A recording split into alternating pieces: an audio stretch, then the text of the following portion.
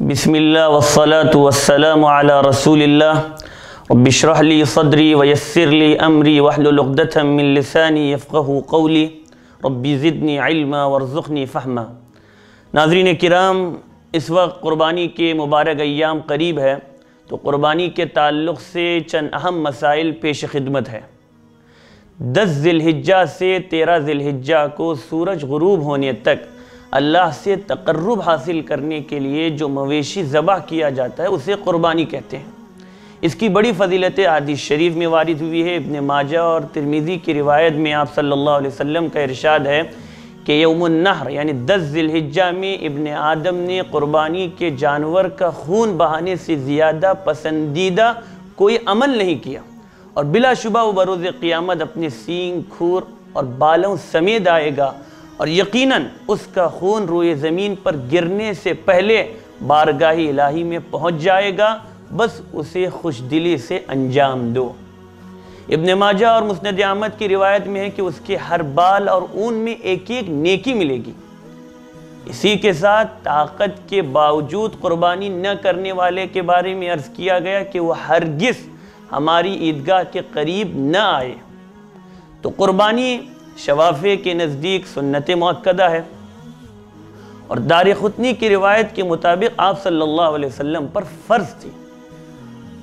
ناظرین، قربانی کے سلسلے میں 3 باتیں خاص طور پر ذہن میں رہیں۔ نمبر 1، جانور قربانی کی عمر کو پہنچا ہو، یعنی بھیڑ اور دمبے کی عمر 1 سال ہو چکی ہو یا اس سے پہلے اس کے دانت گر چکے ہو، گائے، بیل، بکری کے 2 سال مکمل ہو چکے ہو، اونٹ جس کے 5 سال مکمل ہو چکے ہوں۔ نمبر 2، قربانی کے جانور میں کوئی ظاہری عیب نہ ہو یا ایسا کوئی نقص نہ ہو جس سے اس کا گوشت متاثر ہو، تو ان جانوروں کی قربانی درست نہیں۔ جیسے بالکل کانا جانور، وہ جانور جو واضح طور پر بیمار ہو، جانور کافی لنگڑا ہو، وہ جانور جس کی ہڈی میں بالکل مغز نہ ہو، پیدائشی بلا کان یا کان، تھن، دم کا کچھ حصہ کٹ کر الگ ہو گیا ہو، خارش زدہ، پھوڑے پھنسی والا، نابینا، حاملہ، تمام دانت گرے ہوئے ہو، کوئی عضو شل ہو گیا ہو، ان تمام جانوروں کی قربانی درست نہیں۔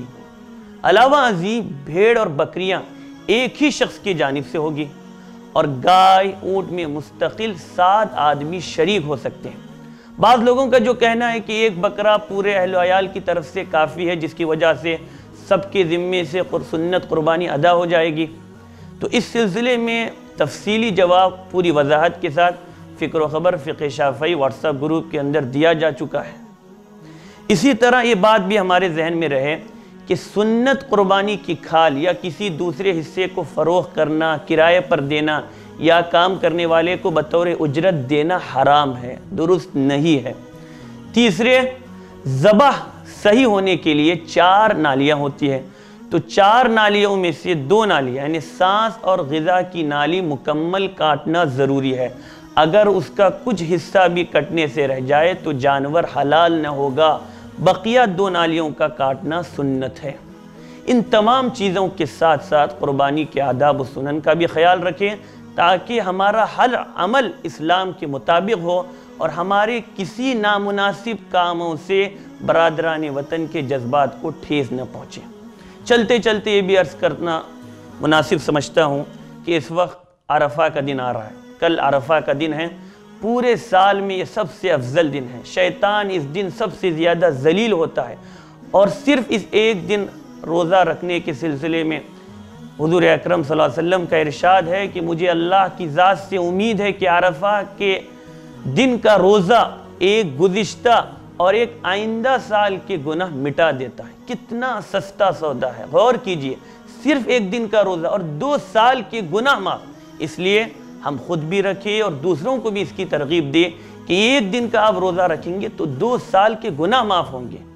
اور یاد رکھیے، گناہ کی معافی سے مراد چھوٹے گناہ، اللہ تعالیٰ بڑے گناہ بھی معاف کر سکتا ہے، لیکن ہم کوشش کریں اس مبارک دن میں اللہ سے اپنے گناہوں کی معافی مانگے، اللہ بہت خوش ہوگا۔ اللہ سے ہمارا تعلق جڑ گیا تو ہمارے سارے مسائل حل، انفرادی طور پر، اجتماعی طور پر، دنیا کے بھی اور آخرت کے بھی۔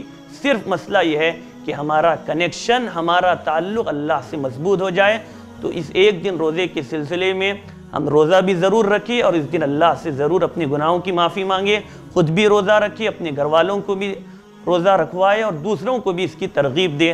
دعا ہے کہ اللہ اس عید کو پورے عالم اسلام کے لیے باعث خیر و عافیت بنائے، امن و امان کے ساتھ ہم اس دن کو گزارنے والے ہوں اور اخلاص کے ساتھ ہم اس عمل کو انجام دیں۔ آمین وآخر دعوانا ان الحمد للہ رب العالمین۔